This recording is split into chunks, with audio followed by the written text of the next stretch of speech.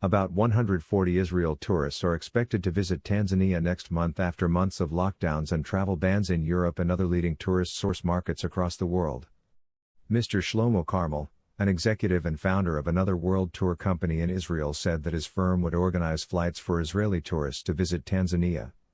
Tanzania was not severely hit by the epidemic, but the safety and security of tourists have been taken and observed in accordance with the World Health Organization (WHO), after the government came up with Standard Operating Procedures (SOP). Reports from Tanzania's northern tourist circuit said that groups of Israelis totaling 140 tourists are expected to jet into northern Tanzania next month May after the departure of 15 travel agents and tourism photographers from the Holy Land of Israel sampled the tourist attractions in the area this week.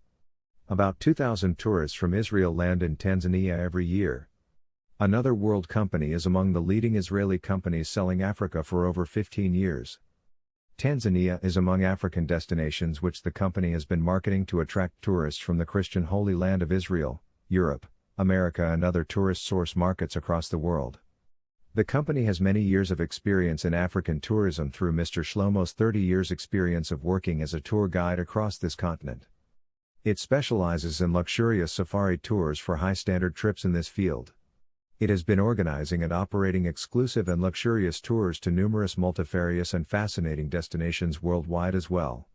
The first group of 15 travel agents from Israel visited Ngorongoro Conservation Area, Serengeti, Manyara and Tarangire national parks in northern Tanzania on a familiarization trip to assess the current travel situation in Tanzania and East Africa.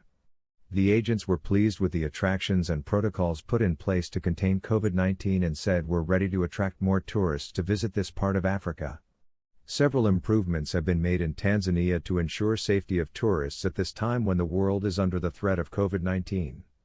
Tanzania has been among African countries attracting Israeli tourists who mostly prefer touring wildlife parks and the Indian Ocean island of Zanzibar. Israel's historical sites are the Christian holy places on the Mediterranean coast, the city of Jerusalem, Nazareth, Bethlehem, the Sea of Galilee and the healing water and mud of the Dead Sea. African Christian pilgrims visit Israel between March and April every year to pay respects to those holy sites of Israel and Jordan.